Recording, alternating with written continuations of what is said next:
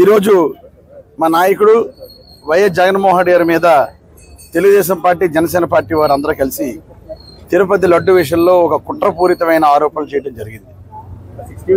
దేవుడితో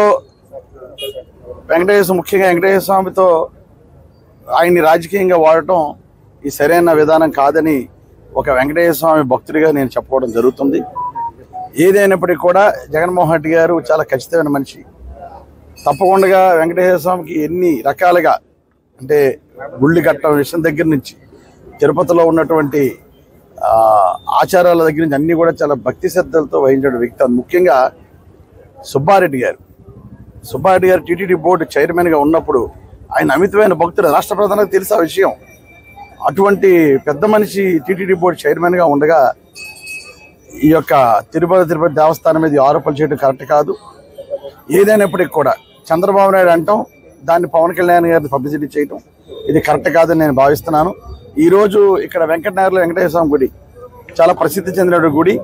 గతంలో నేను పాదయాత్ర చేసినా ఏ కార్యక్రమం చేసినా ఈ గుడి నుంచి మొదలుపెట్టడం మాకు ఆనవాయి.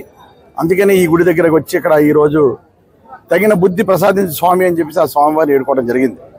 ఏదైతే జగన్మోహన్ రెడ్డి గారి మీద తెలుగుదేశం పార్టీ వారు చేసిన ఆరోపణలు ఉన్నాయో ఆ అబద్ధాలను నిరూపించి స్వామి అని కోరుకున్నాం. అదేవిధంగా ముఖ్యంగా ఆంధ్ర రాష్ట్ర ప్రజలందరూ ఎంతో నమ్మకంతో కూటమికి ఓట్లు వేసి గెలిపించారు. వాళ్ళు ఇచ్చినటువంటి అబద్ధాల హామీలు కూడా ప్రజలు నమ్మి ఓట్లేసి గెలిపించారు. కనుక ప్రజల్ని మోసపోతున్న ప్రజల్ని రక్షించే స్వామి హామీలు అమలు చేసేలాగా ఈ నాయకులకి ఈ నాయకత్వానికి కూడా బుద్ధి ప్రసాదించే స్వామి అని ఈరోజు వెంకటేశ్వర స్వామి వేడుకోవడం జరిగింది. తిరుపతి లడ్డు విషయం పక్కన పెడితే ఫస్ట్ ఇచ్చిన హామీలు ప్రజలు ఎదురు చూస్తున్నారు. అమ్మఒడి కావాలని, రైతు బంధు కావాలని, ఎన్నో పథకాలు కావాలని చెప్పేసి ప్రజలు ఎదురు చూస్తున్నారు. ఈ రోజుకి వచ్చి 100 రోజులు పూర్తయినా కూడా కనీసం ఒక్క పథకం కూడా అమలు చేయకుండా ప్రజలు మోసం చేస్తూ పబ్బం గడుపుతున్న ఈ ప్రభుత్వానికి కళ్ళు తెరిపించే స్వామి అని ఈరోజు వెంకటేశ్వర స్వామి కూడా వేడుకోవడం జరిగింది.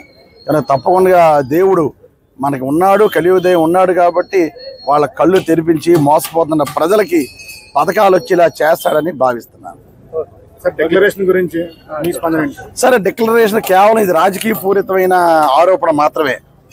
జగన్మోహన్ రెడ్డి గారు ఫస్ట్ రాజశేఖర రెడ్డి గారు గతంలో పాదయాత్ర చేవెళ్ళ నుంచి ఇచ్చాపురం పాదయాత్ర చేసినప్పుడు పాదయాత్ర పూర్తయిన మరుక్షణమే తిరుపతి వెళ్ళి మెట్లు మేయించి నడుచుకుని వెళ్ళి ఆ స్వామివారిని కలుసుకున్న తర్వాత ఆయన ఇంటికి వెళ్ళడం జరిగింది.